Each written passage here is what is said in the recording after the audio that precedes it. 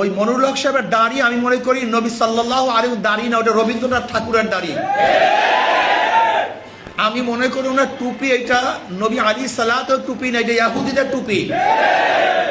আর আমি মনে করি ওনার পোশাক এটা সুন্নতি পোশাক নয়, এটা খ্রিস্টান পাদ্রীদের পোশাক।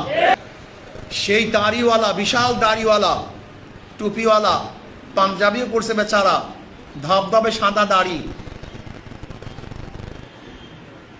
বোরখার বিরুদ্ধে কথা বলেছেন, পর্দার বিরুদ্ধে কথা বলেছেন।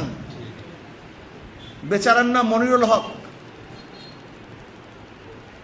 আমি তো ওনাকে দেখে ভাবতাম একজন ভালো লোক, ইসলাম প্রিয় লোক, কিন্তু উনি বোরখার বিরুদ্ধে কথা বলার কারণে মুফতিদের কাছে ফতুয়া জিজ্ঞাসা করা উচিত ওনার ঈমান আছে কি নাই।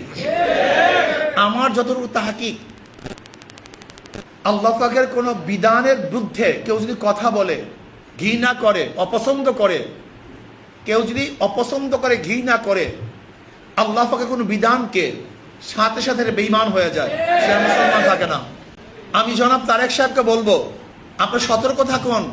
আপনাকে বিতর্কিত করার জন্য এই সমস্ত নাস্তিক শক্তিরা বিভিন্ন রূপে, ওই মনিরুল হক সাহেবের দাড়ি আমি মনে করি নবী সাল্লাল্লাহু আলাইহি দাড়ি না, ওটা রবীন্দ্রনাথ ঠাকুরের দাড়ি। আমি মনে করি ওনার টুপি এটা নবী আলী সালাতের টুপি না, এটা ইহুদিদের টুপি। আর আমি মনে করি ওনার পোশাক এটা সুন্নতি পোশাক নয়, এটা খ্রিস্টান পাদ্রীদের পোশাক।